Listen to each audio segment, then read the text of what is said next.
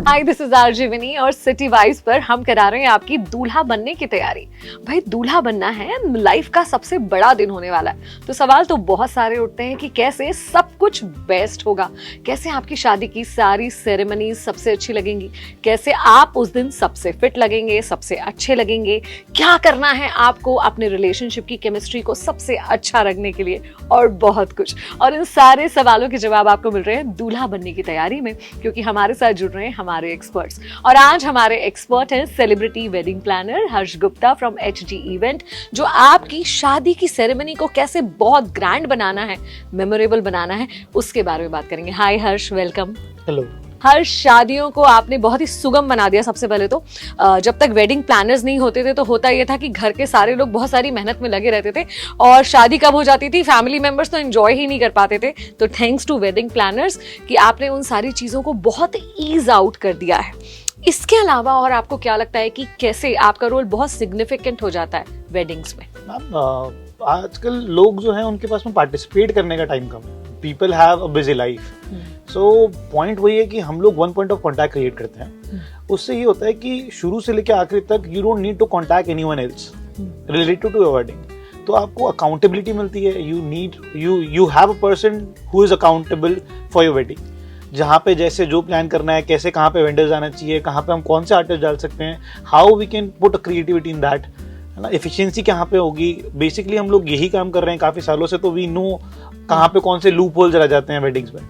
तो उन सब चीज़ों को मैनेज करने के लिए वो उस वजह से एक वेडिंग प्लानर का जरूरत है। और मुझे लगता है झगड़े भी नहीं पड़ जाते होंगे ना, एक गलतियां सारी वेडिंग प्लानर पे डाल दी जाती होंगी। बहुत बार होता है ना, बहुत बार होता है। इसमें बेसिकली क्या होता है ना कि हम लोग काफी बार ये भी मैनेज कर रहे होते हैं कि ब्राइड एंड ग्रूम फैमिलीज आपस में कलेश और क्लैश। राइट कहाँ पे किनके कौन से पूजा है, उनके साथ में दूसरी पूजा है जो उनको कोलैब नहीं हो, और किस तरीके से उसको मैनेज कर सकते हैं। तो टाइम मैनेजमेंट एंड एवरीथिंग। तो हैट्स ऑफ, आप लोग कैसे इतनी सारी चीजें मैनेज करते हैं। अभी अगर लेटेस्ट ट्रेंड्स की बात करूं तो हर कोई चाहता है कि यार बिल्कुल फिल्मी शादी हो जाए, ऐसे लगे कि यार कियारा आडवाणी और सिद्धार्थ मल्होत्रा टाइप शादी हो रही है। तो वो क्या ट्रेंडिंग है, क्या चीजें ट्रेंडिंग है, किस तरह की थीम्स चल रही हैं, उनके बारे में बताइए।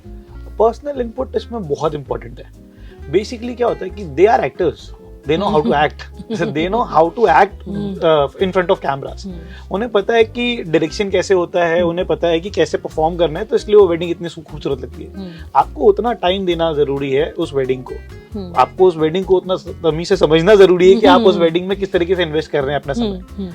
कलर कॉम्बिनेशन, चॉइसेस, वो सारी चीजें तो हैं ही 100%। आप इवेंट के हिसाब से आपको हर चीज का रिदम मिलेगा। अब टेस्टेस जो हैं वो फैमिली और ब्राइड एंड ग्रूम के ऊपर काफी चॉइस डिपेंड करती है कि वो लोग क्या चूज करते हैं। एंट्री अपने आप में बहुत ही बड़ी चीज हो गई। जैसे फिल्मों में हीरो की एंट्री होती थी, वैसी दूल्हे की और दुल्हन की एंट्री होती है। तो इसे क्या किस सोच के साथ प्लान करा जाता है? हर कोई डेफिनेटली डिफरेंट डिमांड्स के साथ आपके पास आता होगा। क्या रिहर्सल्स करवाते हो, क्या होता है? तो इसमें सबसे यूनिक चीज तब होती है ma'am, basically what we have continuously client with one family only. एक ही फैमिली में मैंने 8 वेडिंग्स कराई है, and they always need unique things. तो अब बेसिकली शादी उसी फॉर्मेट में हो रही थी कि पहले हल्दी कार्निवल, देन संगीत, देन दिन में फेराज एंड ऑल, एंड रात में reception. What I can do unique in it, basically वो उसी तरीके से होगा। एंट्री के कुछ प्रोसीजर या आपको चल के आना होगा, right. I can do some things in that कि मैं कुछ उसमें मैंने कुछ ATV प्लान कर दिया, वो भी बहुत सारे बैंक्वेट्स में अलाउड नहीं है। तो now we are changing events. हम लोग इवेंट फ्लोज चेंज कर रहे हैं कि उसमें हम लोग क्या क्रिएटिविटी कर सकते हैं। तो हम इवेंट फ्लो पूरा चेंज कर रहे हैं to make it creative. Now we are having reception one day before, if that is a Sunday.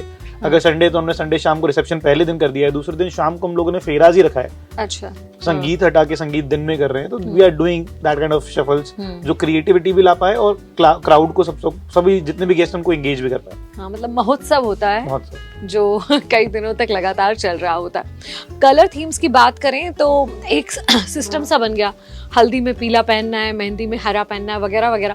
इसमें किस तरह के नए trend? We need to break it. Basically ये बहुत ज्यादा कॉमन हो गया। इसमें क्रिएटिविटी के आउटपुट मतलब इनपुट ही हमारे किल हो चुके हैं। अब हम लोग उसमें बहुत ज्यादा क्रिएटिविटी डाल ही नहीं पा रहे, क्योंकि वो येलो तो नहीं चल सकता। तो yellow is very out of the trend now in the healthy specifically, because everyone have their one yellow kurta, and वही चल रहा है सभी की शादियों में काइंड ऑफ।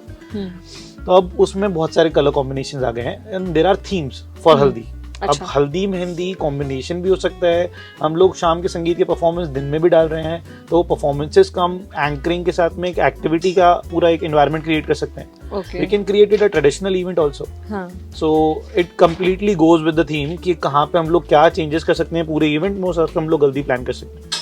हल्दी इज अ वन इवेंट जो सबसे पहला इवेंट होता है और आइस ब्रेकिंग होता है, जिसमें दोनों फैमिली मिल रही होती है और खुल के खेल रही होती है, लाइक सब लोग आपस में मिलजुल के एक एंजॉय कर रहे होते हैं. तो उस इवेंट को आइस ब्रेकिंग इवेंट बनाना बहुत जरूरी है. तो ये पूरी फैमिली के लिए जो आजकल अटायर्स की थीम डिसाइड होती है, इसमें भी आप लोग हेल्प करते हैं?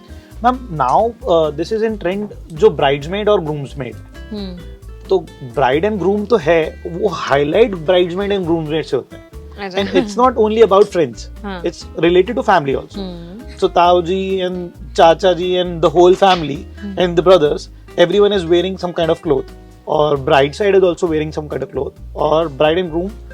तो वो फोटोग्राफ जो होता है उसमें बहुत ही अप्लाइड हो जाता है. मतलब आप कह रहे हो कि पूरी फैमिलीज कुछ एक सा पहनी है और ब्राइड ग्रूम कुछ एक सा पहने हुए हैं. इस तरह की चीजें ट्रेंड में चल रही है. और ब्राइड और ग्रूम्स के लिए आप लोग सेम कलर प्रेफर कर रहे हैं या कुछ कंट्रास्ट? उसमें कंट्रास्ट मैम ज्यादा बेटर है. अभी जो चल रहा है वो कंट्रास्ट ज्यादा इन है, क्योंकि सेम कलर्स तो काफी समय से चल ही रहा है, तो सेम कलर भी अप्लाइड होता है नो डाउट, बट अगर थोड़ा कंट्रास्ट हो तो ज्यादा बेटर लगता है. अच्छा, डेकोर की थीम का जो कलर होता है और अटायर्स का जो कलर होता है, इसे कैसे आप लोग डिसाइड करते हैं? थोड़ा रिसेंबल होना चाहिए, बट डेकोर से रिलेटेड कपड़े नहीं होने चाहिए. मतलब माय पॉइंट सेम कलर के नहीं, थोड़ा कलर कॉम्बिनेशन जो है वो कंट्रास्ट जाना चाहिए, तो ज्यादा अप्लाइड होता है, तो ज्यादा आप अट्रैक्टिव लगते हैं और ज्यादा पिक्चर्स बेटर आ पाती है. तो क्या वेडिंग के पूरे हर सेरेमनी में डेफिनेटली अलग अलग कपड़े पहनने हैं, हर फंक्शन की अलग तरह की रिक्वायरमेंट होगी, तो उसमें आप क्या गाइड करना चाहेंगे जो भी ग्रूम्स अभी आपको देख रहे हैं कि किस तरह के इवेंट में किस तरह के कपड़े पहनना चाहिए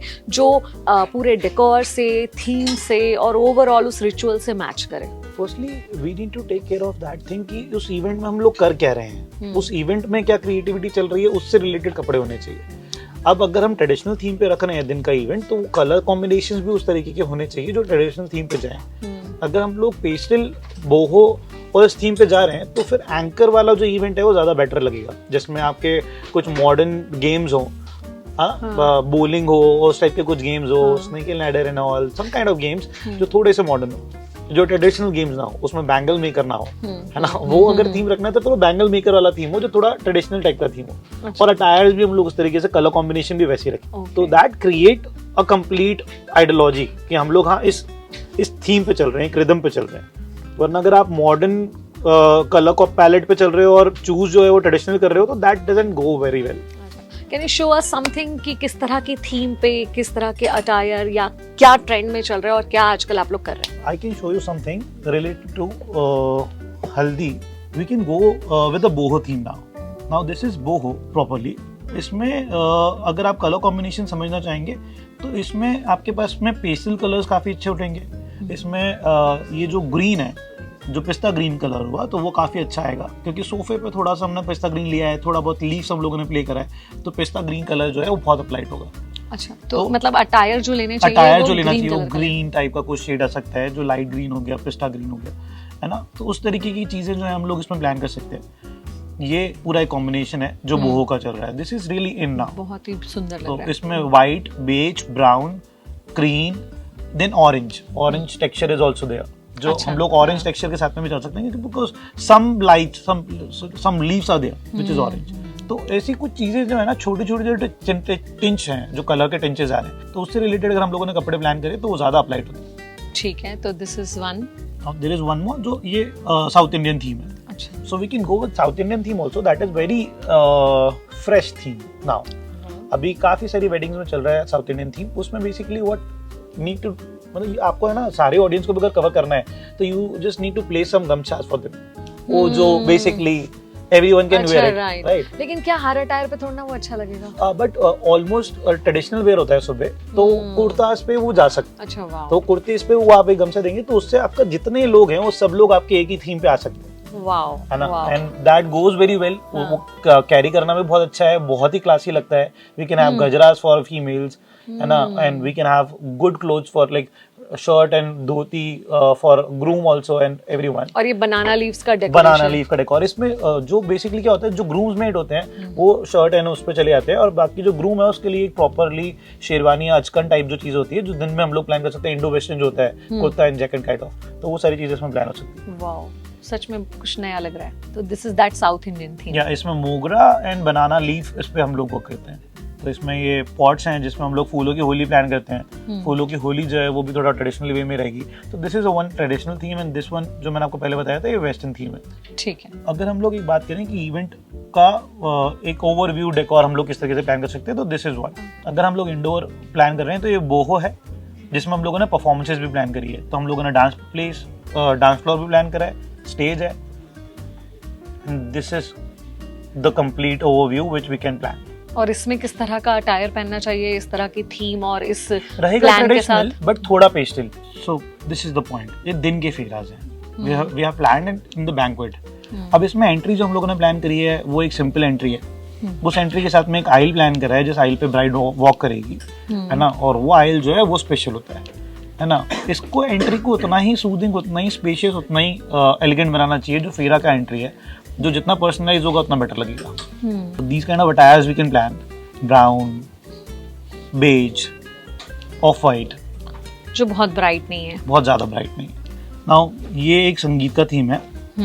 संगीत में बेसिकली क्या होता है कि अगर आप, ये एंटरटेनमेंट नाइट था, हम लोगों ने इसमें परफॉर्मेंसेज नहीं रखे, इसमें सिर्फ ब्राइड एंड ग्रूम का परफॉर्मेंस था, है ना। ब्राइड एंड ग्रूम को परफॉर्मेंस के बाद में लाइक एक एंट्री है, एंट्री के बाद में ब्राइड एंड ग्रूम का परफॉर्मेंस है, परफॉर्मेंस के बाद में डायरेक्टली बैंड है। हम लोगों ने एक डीजे बेस्ड प्लान करा है इसमें। इसमें basically what we are doing कि इस थीम पे आप प्रॉपरली वेस्टर्न जा सकते हैं। अगर आपको वेस्टर्न अटायर चाहिए, अगर if you want to plan a tuxedo और a gown, so you can plan it on this theme.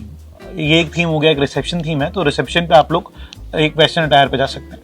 ये वही है एंटरटेनमेंट नाइट का ही। हाँ, ये संगीत का जो एंट्री है, जो उसका परफॉर्मेंस है, उसी का है कि now the whole night is only for bride and groom, है ना। अब उस रात मतलब उसमें सिर्फ फोकस जो है ब्राइड एंड ग्रूम पे है, और उसके अलावा फिर सभी लोगों पे उसमें और परफॉर्मेंसेस नहीं है, बाकी लोगों को अप्लाइट नहीं कर रहे हैं, सिर्फ ब्राइड एंड ग्रूम को कर रहे हैं। तो ये एक परफॉर्मेंस रहेगा उनका। उस परफॉर्मेंस के बाद में व्हाट वी आर डूइंग, उसके बाद में हम लोग एक रिंग सेरेमनी करेंगे जो उनका ही रहेगा स्टेज पे अपलाइटेड, और उसके बाद में हम लोग डायरेक्टली एक केक कटिंग सेरेमनी जिसमें सारी फैमिली का गैदरिंग करेंगे and then will go with the band. तो ये कंप्लीट इसको वेस्टर्न वेयर के साथ कैरी करा जा सकता है। तो आज being an experienced wedding planner, और क्या चीजें हैं जो अपनी तरफ से आप अपने क्लाइंट्स को, उनकी वेडिंग को और शानदार और मेमोरेबल बनाने के लिए दे सकते हैं? Now what we are trying to do, अब हम लोग हमारी तरफ से हमेशा जो दे रहे थे वो था मैनेजमेंट प्रॉपर, जिसमें आपको सभी चीज़ों का मैनेजमेंट शुरू से लेकर आखिरी तक सभी चीज़ों का management they. If you talk about the wedding, wedding से रिलेटेड वो सारी चीज़ें हो, वो डिज़ाइनिंग हो, वो प्लानिंग हो, वो एग्जीक्यूशन हो, वो डेकोर प्लानिंग हो, everything we are planning that. Now we have done the SFX also. SFX मतलब एंट्रीज जितनी भी होती हैं, जितने भी पायरोज होते हैं, जितने भी CO2 जेट्स होते हैं, और जितनी भी चीज़ें जो स्पेशल इफेक्ट्स होते हैं, जो एंट्री जो एक वेडिंग को और अप्लाइड कर देते हैं, तो वो सारी चीज़ें हम लोगों ने इन हाउस कर दी है। Now we have all that things in house. We are having a package with that, जो हमारी वेडिंग का पैकेज रहेगा उसमें इंक्लूडेड रहता है वो सारी चीज़ें। वाओ, तो उससे और सारा कुछ ग्रैंड लगने लगता है। राइट। अब जब सब कुछ इतना ग्रैंड हो रहा है तो करते करते बजट बहुत ग्रैंड हो जाता है। तो आप अपने जो क्लाइंट्स हैं, बजट के लिहाज से उनका कैसे ख्याल रखते हैं? बजट जो है वो completely depend with the clients, what is the actual budget. If we have that budget, हम लोग उसे कभी एक्सीड नहीं करते हैं।